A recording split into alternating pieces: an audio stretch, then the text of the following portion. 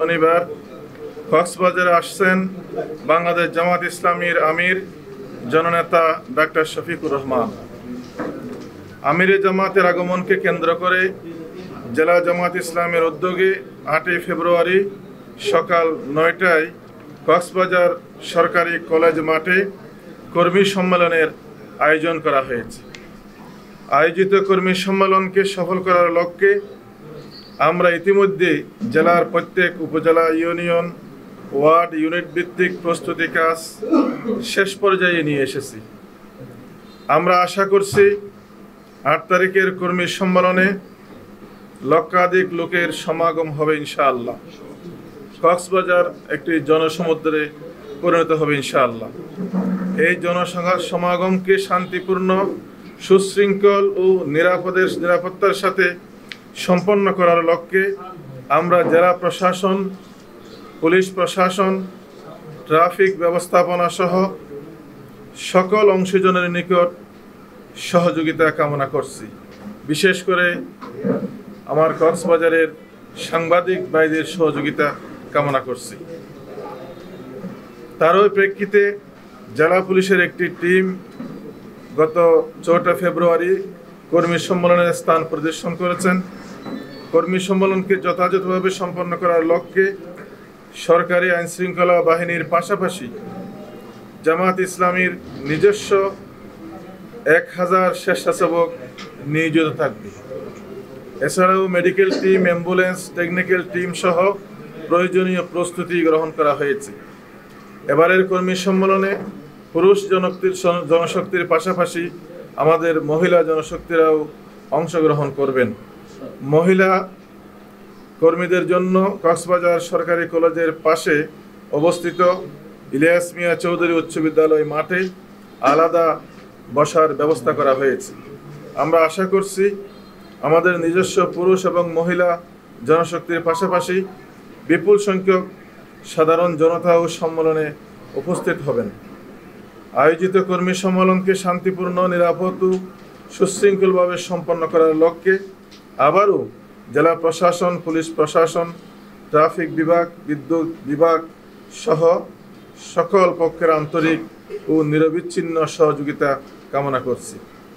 যেহেতু লক্ষাধিক লোকের সমাবেশ, সেহেতু রাস্তাঘাটে চলাচলের ক্ষেত্রে স্থানীয় বাসিন্দাদের ছন্দপতন হতে পারে। বিশেষ করে কক্সবাজারে আগত পর্যটক ভাই বোনেরা সাময়িক অসুবিধার সম্মুখীন হওয়ার সম্ভাবনা রয়েছে। আমরা সর্বোচ্চ অগ্রাধিকার দিয়ে পর্যটক সহ অন্যান্য মানুষের যাতায়াত ব্যবস্থা স্বাভাবিক ও সচল রাখতে ট্রাফিক পুলিশকে সহযোগিতা করার সিদ্ধান্ত গ্রহণ করেছি। এরপরেও সাময়িক অসুবিধার সৃষ্টি হলে ক্ষমা সুন্দর দৃষ্টিতে দেখার জন্য অনুরোধ জানাচ্ছি। অ্যাম্বুলেন্স, সংবাদপত্র, ফায়ার সার্ভিস, ওষুধ সরবরাহ সহ রাষ্ট্রীয় কাজে নিয়োজিত সকল যানবাহনকে স্বাভাবিক চলাচল নিশ্চিত করার জন্য আমরা সংগঠনের সকল পর্যায়ের দায়িত্বশীল ও নেতাকর্মীদের প্রতি আপনাদের মাধ্যমে অনুরোধ করছি।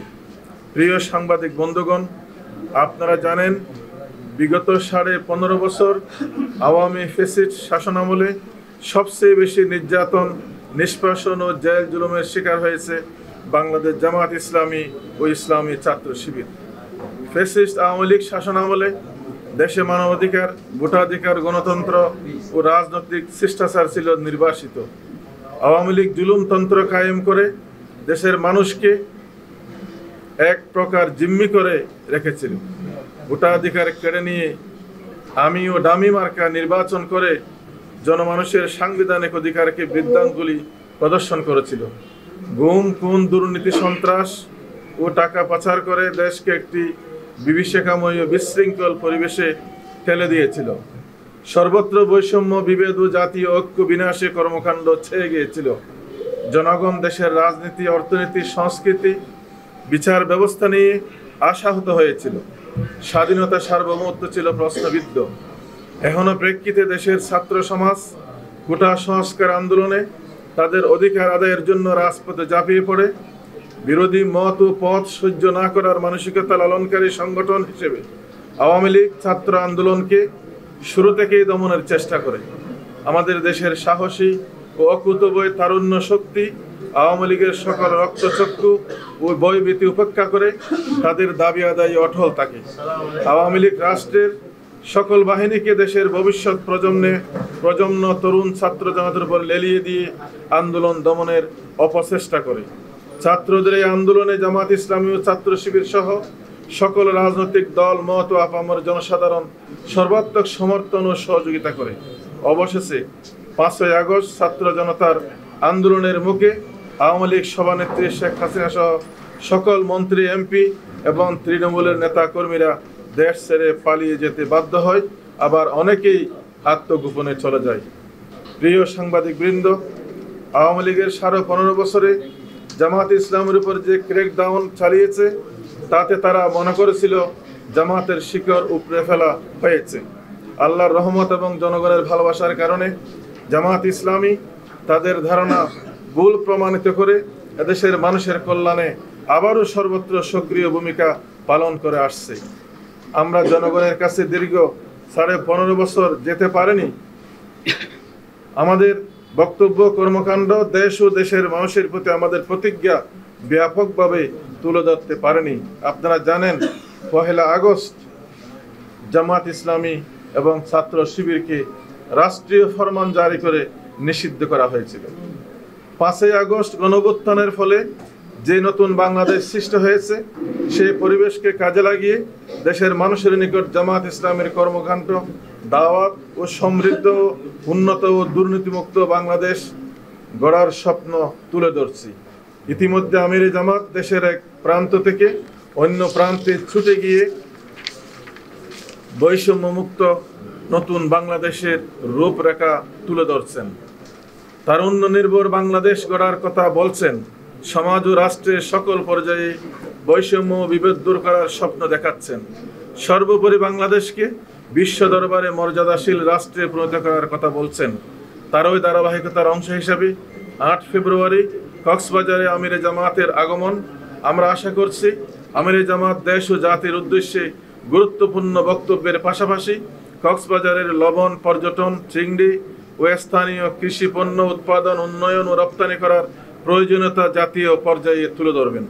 আমরা মনে করি কক্সবাজার থেকে যে পরিমাণ রাজস্ব সরকারের কোষাগারে জমা হয়, স্থানীয় বাসিন্দাদের জীবন মান উন্নয়নে সেই পরিমাণ বরাদ্দ দেওয়া হয় না। পর্যটন রাজধানী বলা হলেও এখনো পর্যটন শিল্পকে জাতীয় ও আন্তর্জাতিক পর্যায়ে যথাযথভাবে তুলে ধরা সম্ভব হয়নি। আমরা বিশ্বাস করি কক্সবাজারে উৎপাদিত লবণ দেশের চাহিদা মিটিয়ে বিদেশে রপ্তানি করা সম্ভব, কিন্তু এক শ্রেণীর অসাধু ব্যবসায়ী অতি মুনাফার লোভে আমাদের লবণ শিল্পকে নস্যাৎ করে দিতে বিভিন্ন সময়ে সরকারকে বিদেশ থেকে লবণ আমদানির প্রক্রিয়ায় জড়িয়ে ফেলে। এ ব্যাপারে জাতীয় পর্যায়ে দৃষ্টি আকর্ষণের জন্য আমরা এই সফরের মাধ্যমে আমিরে জামাতের সহযোগিতা কামনা করব।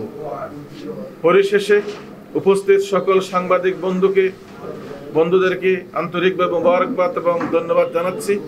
আগামী 8ই ফেব্রুয়ারি কর্মী সম্মেলনে আমিরে জামাতের পাশাপাশি অতিথি হিসাবে আরও উপস্থিত থাকবেন বাংলাদেশ জামাত ইসলামের সহকারী সেক্রেটারি জেনারেল ও সাবেক এমপি HM হামিদুর রহমান আজাদ, সহকারী সেক্রেটারি জেনারেল জনাব মোহাম্মদ শাহজাহান, কেন্দ্রীয় নির্বাহী পরিষদ সদস্য জনাব মোবারক হোসেন, কেন্দ্রীয় কর্মপরিষদ সদস্য অধ্যাপক আহসানুল্লাহ, কেন্দ্রীয় কর্মপরিষদ সদস্য ও চট্টগ্রাম মহানগরের আমির সাবেক এমপি আলহাজ শাহজাহান চৌধুরী এবং চট্টগ্রাম অঞ্চল টিমের সদস্য মৌলানা মুস্তাফিজুর রহমান সহ চট্টগ্রাম অঞ্চলের বিভিন্ন জেলার সম্মানিত আমিরগণ এই সম্মেলনে উপস্থিত থাকবেন ইনশাআল্লাহ।